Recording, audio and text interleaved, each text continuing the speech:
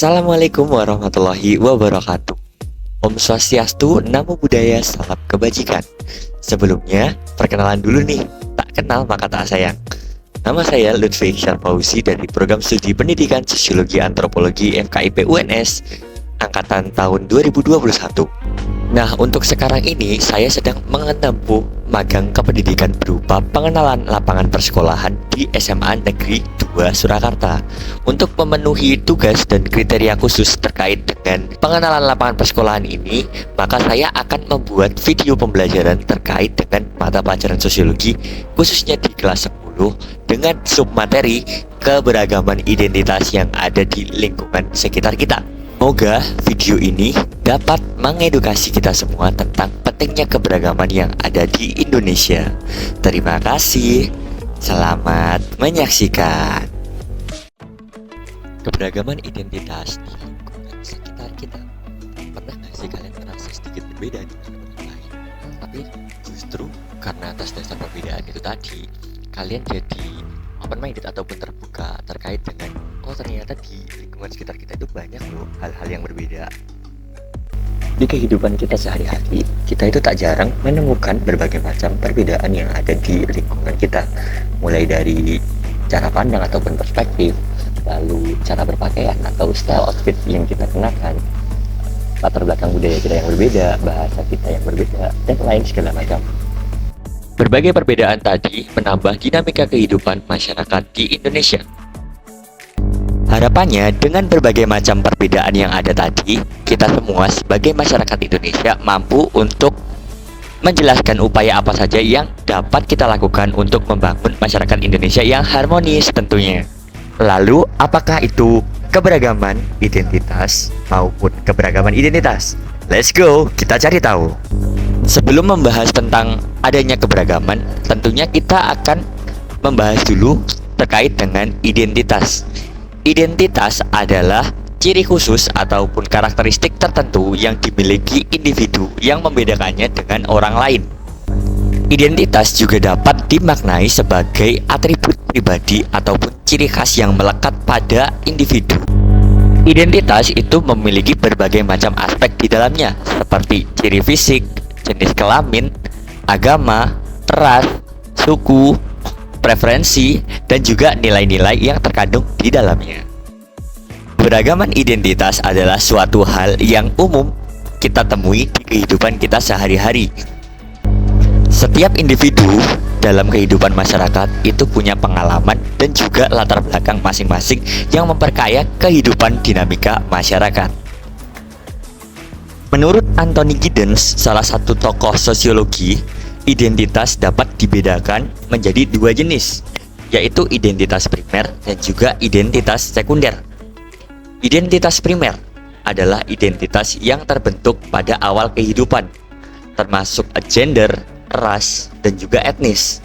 Kalau identitas sekunder adalah identitas yang dibentuk dari identitas primer dan mencakup juga identitas yang terkait dengan peran dan juga status sosial. Identitas ini dapat berubah seiring dengan perubahan peran atau status seseorang. Jadi sifatnya itu dinamis. Lebih lanjut terkait dengan identitas itu tuh dibagi menjadi 4 aspek lagi. Aspek individu, aspek sosial, aspek budaya, serta aspek dinamis. Untuk aspek individu, di kehidupan kita sehari-hari, kita itu memang memerlukan orang lain, tetapi kita itu juga memiliki kepribadian khusus yang membedakan kita dengan orang lain. Kita mempunyai minat, hobi, ketertarikan, dan preferensi kita masing-masing. Di aspek sosial, kita hakikatnya sebagai makhluk sosial itu tuh memerlukan orang lain untuk kita bisa hidup. Untuk aspek budaya, kita terpengaruhi oleh budaya-budaya yang ada di sekitar kita. Itu otomatis menjadi identitas kita dan juga mempengaruhi identitas kita.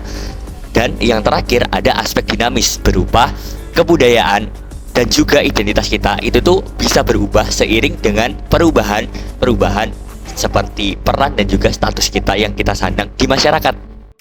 Nah, tadi kita sudah memahami tentang apa itu identitas dan juga pentingnya identitas diri kita. Sekarang kita lanjut ke materi yang selanjutnya, yaitu keberagaman. Apa sih keberagaman itu? Keberagaman adalah suatu bentuk apabila mengikuti konteks masyarakat, maka keberagaman ini menunjuk pada suatu kondisi dalam kehidupan bermasyarakat di mana setiap individunya memiliki perbedaan di berbagai bidang, mulai dari gender, suku bangsa, ras, agama, ideologi, budaya, bahasa, hingga pemikiran. Hal itu juga yang kerap disebut sebagai masyarakat majemuk atau masyarakat kompleks. Suatu keberagaman yang hidup pada kehidupan bermasyarakat ini harus diimbangi dengan adanya kesederajatan atau kesetaraan. Hal tersebut karena kesederajatan ataupun kesetaraan ini memiliki arti sebagai suatu kondisi, terutama di dalam kehidupan keberagaman. Setiap manusia tetap memiliki suatu kedudukan yang sama pada suatu tindakan hierarki sosial dalam ranah kehidupan bermasyarakat. Lebih lanjut, ada juga jenis-jenis keberagaman di Indonesia.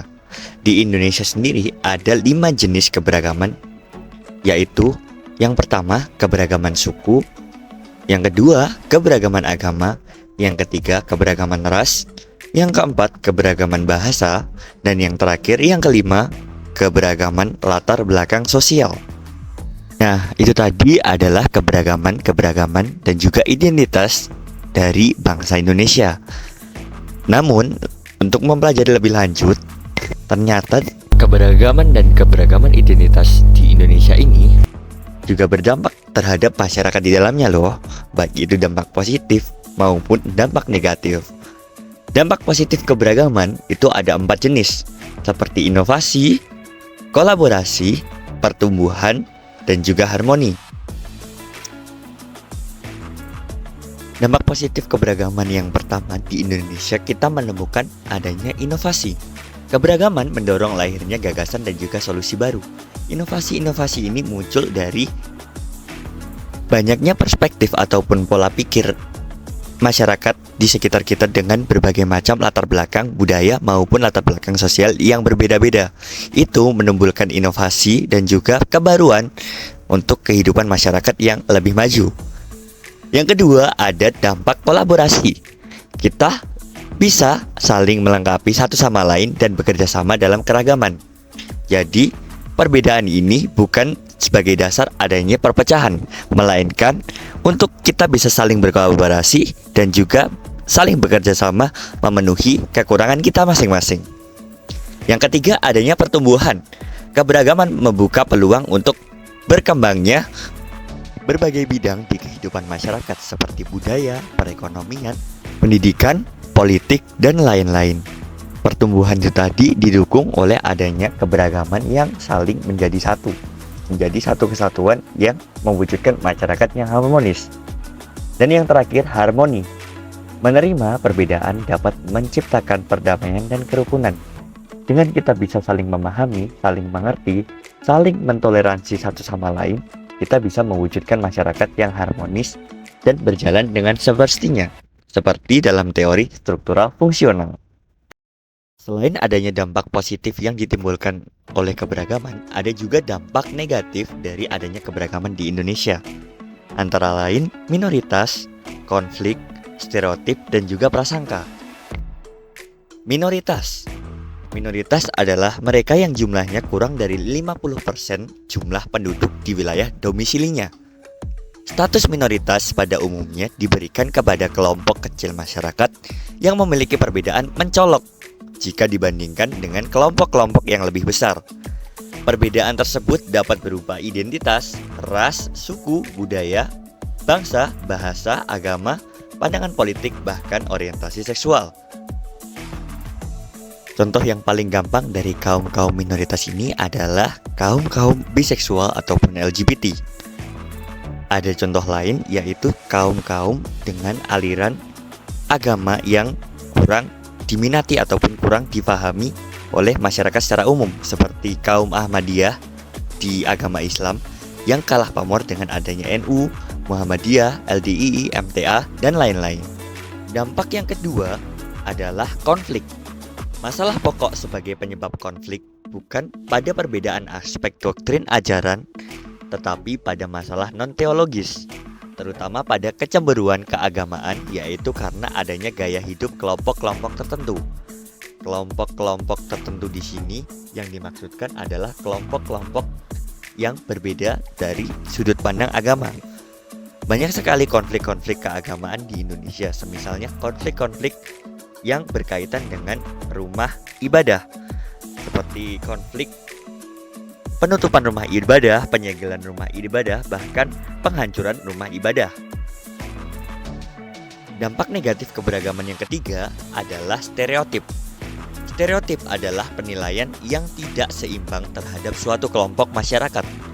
Penilaian itu terjadi karena kecenderungan untuk menggeneralisasi atau menjadikan satu pemikiran tanpa memandang adanya perbedaan ataupun diferensiasi.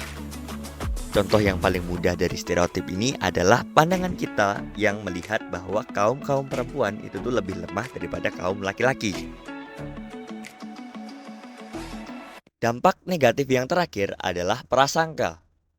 Prasangka sebagai keinginan memberikan penilaian kepada orang lain yang didasarkan pada keanggotaan kelompok sosial tertentu.